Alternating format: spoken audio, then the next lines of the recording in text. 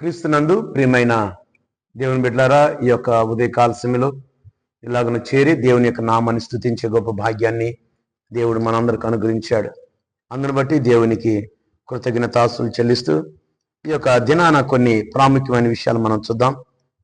Bible గ్రంథంలో కీర్తనాకారుడైనటువంటి దావీదు ద్వారాగా పరిశుద్ధాత్మ దేవుడు ఒక చక్కని మాటను మనకు రాయించినట్లుగా మనం చూస్తాం.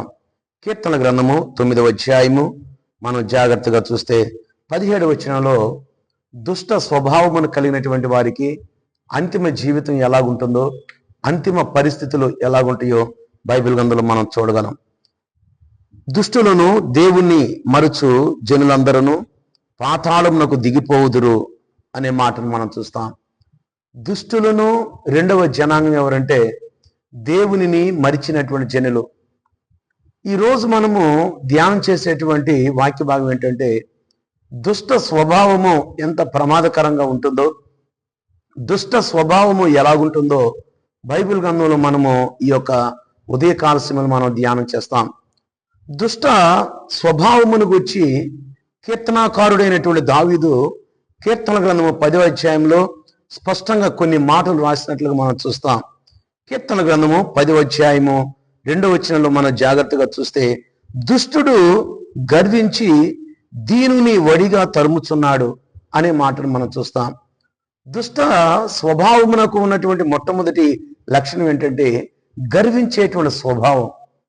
అందుకే సామెతల గ్రంథంలో ఒక మాట ఉంది, గర్వము ముందు నాశనము నడుచును అనే మాటను మనం చూస్తాం.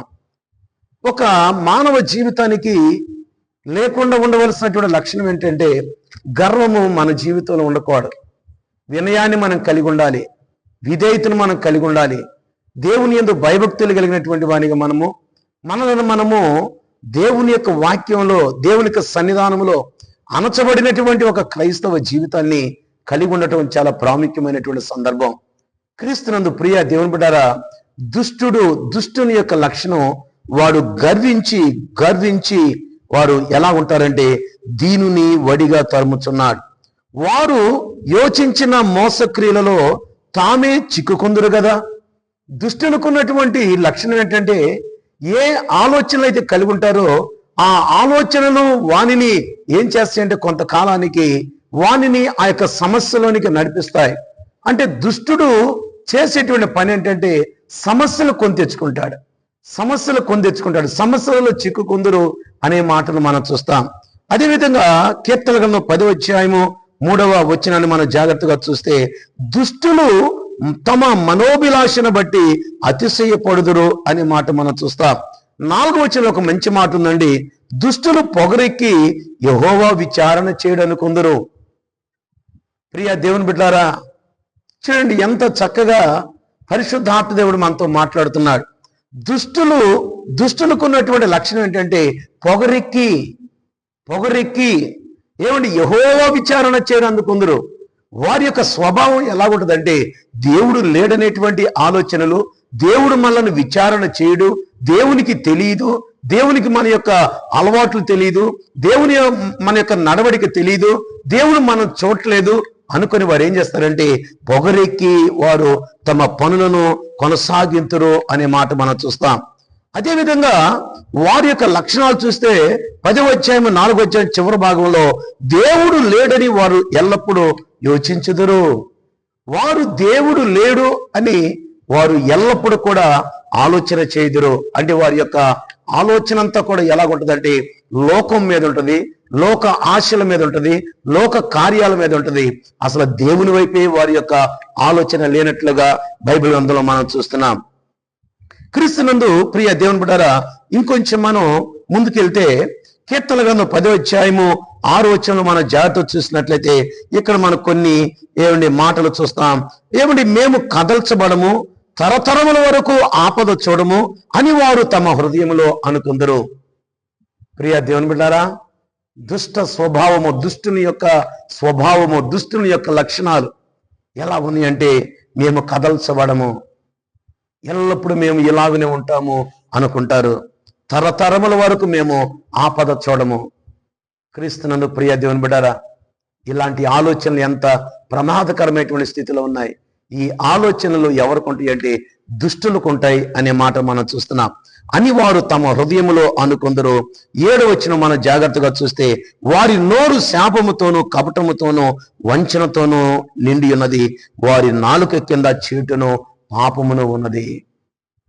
క్రీస్తునందు ప్రియ దేవుని బిడ్డారా, దుష్టులను దేవుని మరుచు జనులను దేవునికి ఆయస్కరులుగా కనబడుతున్నారు, దేవునికి ఇష్టములైనటువంటి వారిగా కనబడుతున్నారు. దుష్ట స్వభావము దేవునికి ఇష్టములైనటువంటి స్వభావం. వారు నాలుక కింద ఏముందని బైబిల్ గ్రంథంలో ఉందంటే పాపమున్నది, పాపమున్నది. వారి యొక్క నోరు కపటముతోనూ, వారి యొక్క నోరు శాపముతోనూ, వారి యొక్క నోరు వంచనతోనూ. క్రీస్తునందు ప్రియ దేవుని బిడ్డారా, ఈ యొక్క ఉదయకాల సమయంలో దేవునికి ఇష్టములైనటువంటి లక్షణాలు దేవుడు మనకు జ్ఞాపకం చేస్తున్నాడు. ఒక మానవ జీవితానికి వెళ్ళినటువంటి మన జీవితంలో ఇటువంటి పరిస్థితులను మనము కలిగి ఉన్నామేమో. ఈ యొక్క ఉదయకాల సమయంలో మనల్ని మనము పరిశీలన చేసుకుందాం. ఎందుకంటే దేవుని యొక్క కృపను కోల్పోతాం, మనం దేవుని యొక్క ఆశీర్వాదాలు కోల్పోతాం. ఇంకొక మాట అంటున్నాడండి, దేవుని మరిచినటువంటి జనులు కనబడుతున్నారు. వాళ్ళు ఎవరో తెలుసా? ఇంతవరకు దేవుని యొక్క వాక్యాన్ని విని వారు దేవుని మాటలు మర్చిపోయేటువంటి వారు. దేవుని మాటలు మర్చిపోకూడదు. మనం దేవుని యొక్క వాక్యాన్ని మర్చిపోయేటువంటి క్రైస్తవ జీవితాన్ని మనం కలిగి ఉండకూడదని దేవుడు మనకు జ్ఞాపకం చేస్తున్నాడు. కాబట్టి క్రీస్తునందు ప్రియ దేవుని బిడ్డారా, దుష్ట స్వభావం దేవునికి ఇష్టం లేదు. దుష్టుని యొక్క లక్షణాలు దేవునికి ఇష్టంగా కనబట్టలేదు. కాబట్టి ఉదయ కాలశంలో పరిశుద్ధాత్మ దేవుడు మనతో మాట్లాడుతున్నాడు. ఈ యొక్క వాక్యానుసారంగా మనం జీవిస్తూ దేవుని యొక్క ఆశీర్వాదాలు మనము సంపాదించుకుంటూ, మన ప్రవర్తన మన యొక్క ఆధీనంలో ఉంచుకొని, మన యొక్క మార్గం దేవునికి ఇష్టంగా నడుస్తూ, దేవుని భయభక్తులు కలిగి క్రీస్తునందు ప్రియమైనటువంటి దేవుని బిడ్డారా, అబ్రహాము, ఇస్సాకు, యాకోబు, దానియేలు, షడ్రకు, మెషకు అనేక మంది భక్తులు, లేదా దావీదు కానీ అనేక మంది ఏ మార్గంలో నడిచారో, ఏ ప్రవర్తన కలిగి ఉన్నారో, ఏ జీవితాన్ని కలిగి ఉన్నారో, మన జీవితంలో కూడా అటువంటి పరిస్థితిని కలిగి దేవుని యొక్క ఆశీర్వాదాలు పొందుకోవాలని హృదయపూర్వకంగా కోరుకుంటూ ఈ కొద్ది మాటలు ముగిస్తూ ఉన్నాను. చిన్న ప్రార్థన చేసుకుందాం. ఒక్కసారి మనల్ని మనము పరిశీలన చేసుకుందాం. ఈ ఉదయ కాలశంలో దుష్ట స్వభావమును దేవుడు తిరస్కరిస్తూ ఉన్నాడు. దుష్ట స్వభావమును, దుష్టుని యొక్క లక్షణాలు దేవునికి ఇష్టం లేదు. కాబట్టి ఉదయ కాలశంలో మనము దైవ సంబంధమైనటువంటి లక్షణాలు కలిగి మోకరించి చక్కగా దేవుని మాటలు వింటూ మనము చక్కగా ఈ యొక్క మాటలు మనము విని వాక్యానుసారంగా మనము మోకరించి వాక్యానుసారంగా ప్రార్థన చేద్దాం. కళ్ళు మూసుకుందాం, చిన్న ప్రార్థన చేసుకుందాం. స్తుతికి కారణభూతుడా మీకు వందనాలు. ప్రేమ నమ్మకం కలిగిన మా తండ్రి మీకు వందనాలు. విత్తబడిన మాటలు ప్రభు వ్యర్థంగా పోకుండా 30 దంతులు 60 దంతులు 100 దంతులుగా ఫలిప్రదాయిచ్చాడు. దుష్టులను దేవుణ్ణి మరిచినటువంటి జనులు కనబడుతున్నారు. నాయనా, ఈ స్వభావం నాయనా, ఈ మాటలు వినేటువంటి నీ బిడ్డల్లో ఎవరిలో కూడా ఉండకూడదు. మంచి లక్షణాలు కలిగి, మంచి ప్రవర్తన కలిగి, మీకు ఇష్టలుగా జీవిస్తూ దేవుని యందు భయభక్తులు కలిగి అయ్యనైనా మీ యొక్క సన్నిధానంలో ప్రభు ఎదిగేటువంటి కృపద ఇచ్చామని పరిశుద్ధాత్మ దేవుడిగా ప్రభు మీరు మాట్లాడినందుకు తండ్రి మీకు వందనాలు చెల్లిస్తూ, ఈ మాటలు నాయనా వినినటువంటి నీ బిడ్డలకు ఆశీర్వాదకరమైన మేలుకరమైన కృప కలిగినటువంటి జీవితాన్ని దాయిచ్చామని మా ప్రభు అయిన యేసుక్రీస్తు నామమున అడిగి వేడుకుంటున్నాం మా తండ్రి, ఆమెన్.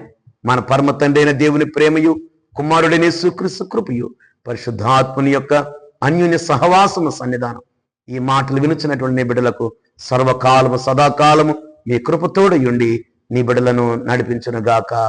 ఆమెన్.